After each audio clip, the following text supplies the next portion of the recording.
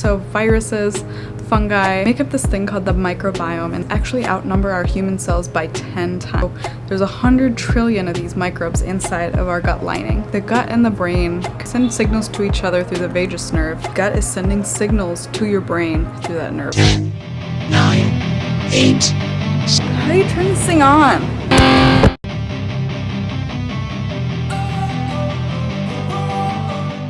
You've clicked on this video because you're tired of feeling depressed and you maybe or maybe haven't heard of gut health influencing mental health.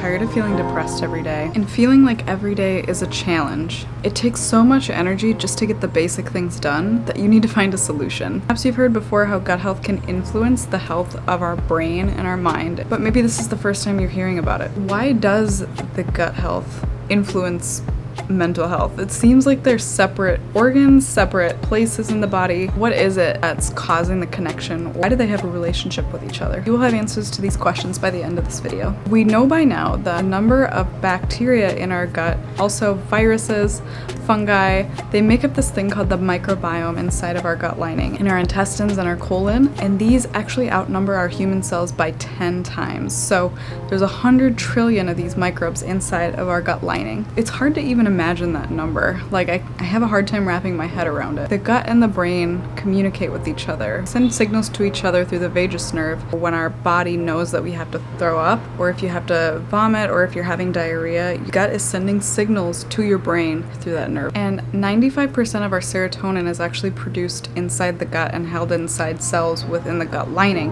Serotonin is one of the neurotransmitters that is one of the most important players in regulating our mood and how good we feel. The thing is, the gut tissue actually needs to be healthy to do a good job. Production of serotonin is for sure influenced by the quality of our food intake and the quality of our gut microbiome and the health of our gut tissue. Welcome back to my channel. If you're new here, my name is Kara. I'm a holistic gut health specialist and nutritionist, and the name of the game in lifestyle change is sustainability. I'm here to help you do that. If you haven't already, hit the subscribe button so you never miss another video and another opportunity to help you reach your own goals. What influences our gut health and then our mental health as a secondary component? So here are some factors that influence the health of our gut and then our brain and our mental health. We have a few things. So lifestyle, our stressors, our exposure to toxins and chemicals can influence it. So these cause a level of inflammation, and the body is always trying to detoxify and make sure that it's having the right balance of homeostasis to run things smoothly. So you're in a place where you're taking in a lot of chemicals, you're not drinking filtered water, maybe you're exposed to heavy metals. Those things will all influence the health of your gut and then the health of your brain as well. The next one is diet. So a diet full of processed, packaged, and sugary foods influences the gut microbiome. Medications additionally will influence it. Things like antacids, antibiotics, steroid medication, and antidepressants can all affect our gut, and it can affect it on a micro scale down at the microbiome, and it can affect it on a macro scale. You know, it's affecting the peristalsis, the amount of stomach acid we have, and our ability to have a healthy environment. Age also plays in. So the more we age, the older we get, the less diverse our population gets, and there's a number of things that we can do to help support our gut during that time as we age, and we'll go over that in a moment. And you can do something about your gut no matter you're 20 years old or 80 years old. Of course, the earlier the better, but it's never too late to start making some changes for the sake of your gut health. Who doesn't want to feel the best they can? Everyone wants to feel the best they can in their brain so you can experience life to the fullest joy. So sleep is another component that will influence your gut microbiome. Not only is sleep the designated time for the body to repair any sort of damage that was done to the body, because our body is resting and the focus is repairing and resting the body. Poor sleep also promotes poor gut bacterial diversity and balance. The bottom line is, if you have an unhealthy gut tissue or lack of diversity in your gut microbiome or inflammation going on, your mental health is going to suffer because of the way that it communicates with the brain, because of the signals being sent back and forth between the vagus nerve. Is this all making sense so far? If so, type yes in the comment section. Questions to ask when you're investigating whether or not your gut health is, in good status or poor status. What does your gut microbiome look in population and diversity? Better diversity has been associated with better digestion, better mood, better health overall. So what we want to shoot for is that diversity. And how is the actual physical tissue of the gut? Is there enough mucus coating the inside of the intestines? Is there a lot of inflammation going on at the tissue level where the cells are? because cells make up every single tissue and organ that we have in our body, and the gut is no different. So if you have inflammation going on from eating food sensitivities, taking in chemicals or toxins, or being exposed to heavy metals, this can actually influence the gut's ability to be intact and tight. So there's junctions inside of our gut, and sometimes with inflammation it will start to open up and there will start to be holes, and that's when things start to leak into places where they're not supposed to be, and then they travel systemically around the body. Not only does this affect our brain, but it affects every single area. So how can you start to take control of your gut health and start paving the path to greater mental health? Let's find out.